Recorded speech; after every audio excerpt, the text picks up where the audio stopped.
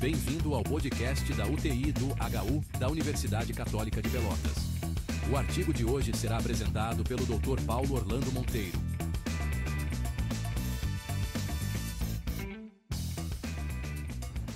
Boa tarde a todos. Hoje, dia 11 de agosto de 2025, o nosso tema de discussão é o artigo científico publicado na JAMA, a revista da Associação Médica Americana, sobre eficácia do uso de alteplase como trombolítico em pacientes com acidente vascular isquêmico entre 4 horas e meia e 24 horas do ictus.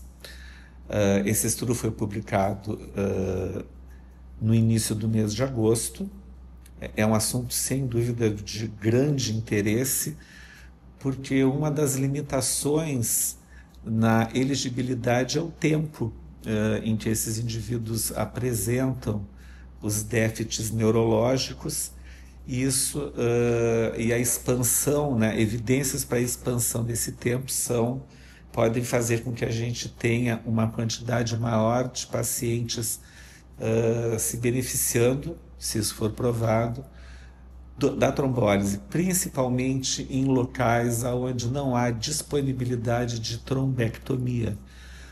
E a gente sabe que em países que têm um produto interno bruto baixo, ou que têm grandes diferenças de distribuição de renda, isso ocorre com bastante frequência.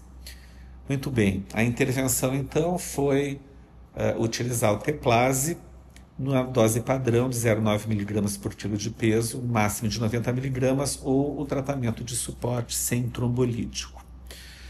Os desfechos medidos foram: desfecho principal, a independência funcional, na qual se utilizou uma escala modificada, um score modificado de ranking de independência, que variou de 0 a 1 em 90 dias, e o desfecho segurança foi a ocorrência de hemorragia intracraniana sintomática em 36 horas após a intervenção e a mortalidade por todas as causas em 90 dias. Muito bem, o resultado do estudo: temos que 372 pessoas foram randomizadas, com a mediana de 72 anos. É de destacar que esse estudo foi desenvolvido na China, em 26 centros entre 2021 e 2024. Os resultados, então: independência funcional foi atingida em 40% dos sujeitos que receberam alteplase e 26% no grupo controle, com um risco relativo de 1,5, ou seja, de 50% a mais de recuperação funcional naqueles que receberam alteplase.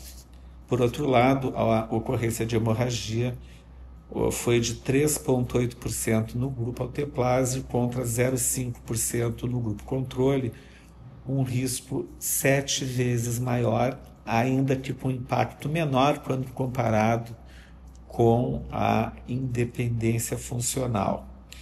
A mortalidade foi igual em ambos os grupos, de 11%.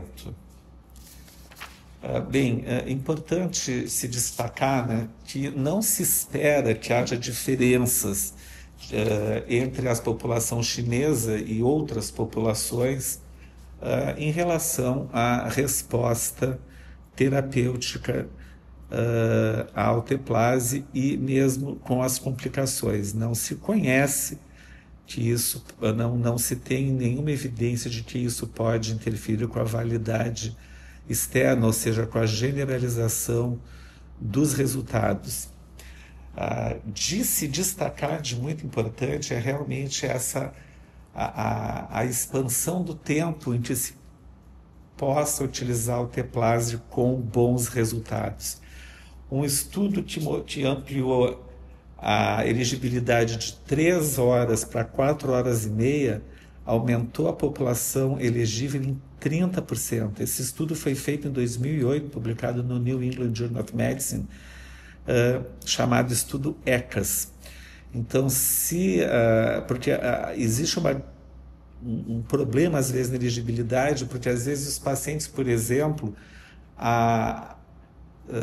dormem e, ao acordar, acordam já com algum déficit. Fica difícil, então, a definição deste tempo em que houve realmente o ictus até o momento do atendimento. Então, se deixa de se tratar muita gente em função disso.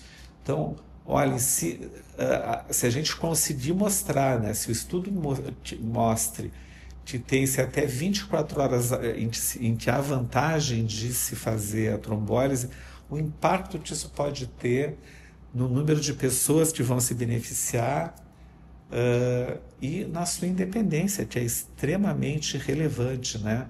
Todo mundo sabe o quanto limitante é para a vida das pessoas o fato de elas perderem, por exemplo, a mobilidade, né? Ou a capacidade de se comunicar, ou de desenvolver pequenas coisas que elas estão acostumadas a fazer no seu dia a dia, né? Como se vestir, tomar banho sozinhas, se alimentar sozinhas, enfim.